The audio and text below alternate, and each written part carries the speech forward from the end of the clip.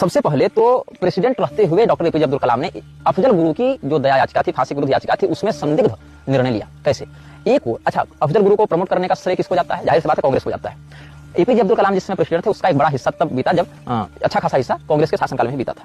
कांग्रेस के शासनकाल में जब दया याचिका अफजल गुरु की गई वहां पर, तो पहले तो उस दया याचिका को काफी दिनों तक होल्ड करके रखा गया था और अफजल गुरु की पत्नी से personally doctor APJ Abdul Kalam मिले हैं। इस बात की रिपोर्टिंग कई बार, विशेष करके मैं आपको बताऊं, 5 अक्टूबर को हुई थी। 5 अक्टूबर को साल में एक बार 5 अक्टूबर 2006 का है।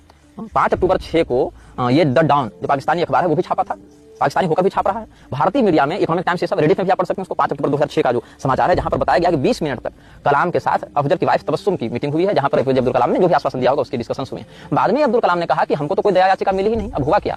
तो दया याचिका कौन भेजेगा? गृह मंत्रालय के माध्यम से जाएगी। दया याचिका गृह मंत्रालय ने नहीं भेजा, ऐसा दावा था किसका? अब्दुल कलाम का। तो अब्दुल कलाम जो है वो राष्ट्रपति हैं और केवल ये इंडियन लोकल मुद्दा नहीं, इंटरनेशनल मुद्दा बन गया। जबकि 2007 में यूरोपियन यूनियन में डॉक्टर अब्दुल कलाम प्रेसिडेंशियल हैसियत से गए थे, तो वहां पर 2 ब्रिटिश सांसद भी आकर, यूरोपियन यूनियन वाले, यूरोपियन पार्लियामेंट के 2 ब्रिटिश सांसद भी अफजल गुरु का केस लेकर एपीजे अब्दुल कलाम के पास आए थे। आप यूरोपियन यूनियन जा रहे हैं, वहां पर आपको 2 यूरोपियन यूनियन के ब्रिटिश सांसद आपको आकर अफजल गुरु के बारे में बोलते हैं। अफजल गुरु की पत्नी पर्सनली आपसे 20 मिनट डिस्कस करती है इस विषय में, और गृह मंत्रालय की हैसियत हो गई कि दया याचिका रोक दिया। क्यों? क्योंकि आप ये मानते थे कि मृत्यु दंड को खारिज कर देना चाहिए। अब्दुल कलाम का एक बयान आया था कि हम किसी की जान लेने का अधिकार नहीं रखते, आप उसको आजीवन कारावास दे दीजिए, किसी को मृत्यु दंड मत दीजिए। अगर इतने ही अपने सिद्धांत पर निष्ठा रखते थे एपीजे अब्दुल कलाम, तो वो जो रेप केस आया था एक बार इनके पास, जब उन्होंने कहा था ना कि सिर्फ समाज के गरीब और हाशिए पर पड़े तबके के लोगों को ही जो दिया जाता है ये मृत्युदंड, तो ये भी गलत है, क्योंकि बड़े पॉलिटिशियंस को तो छोड़ दिया जाता है जो बड़े बड़े गलतियां करते हैं। तो क्या हुआ था, एक उसमें धनंजय चटर्जी का केस आया था, जो एक सिक्योरिटी गार्ड हुआ करता था। धनंजय चटर्जी के केस में बहुत अधिक लूपहोल थे करता था। धनंजय चटर्जी के केस में बहुत अधिक लूपहोल थे। धनंजय चटर्जी के केस को बहुत अधिक कच्चे तरीके से तैयार किया गया था, इन्वेस्टिगेट किया गया था। और धनंजय चटर्जी का केस जो था,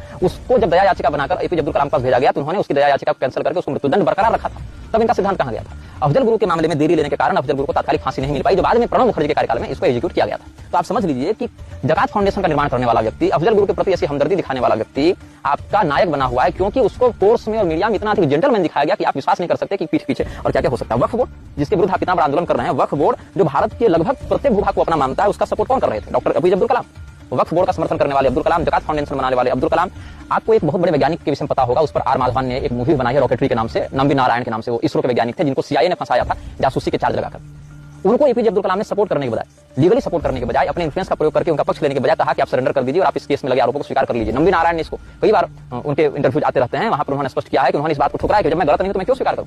तो नंबी नारायण को फंसाने में और उनके करियर को तबाह करने में, या उन जैसे बहुत से वैज्ञानिकों के करियर को तबाह करने में अब्दुल कलाम का भी हाथ कई बार सामने आता रहा है। लेकिन आप लोग को बोलेंगे तो कहेंगे कि अरे तुम तो सबकी निंदा करते हो, तुम सबका विरोध करते हो। तो सबका नहीं करते हैं, जो तथ्य है, जो फैक्ट, उस पर बात करते हैं। होमी सेठ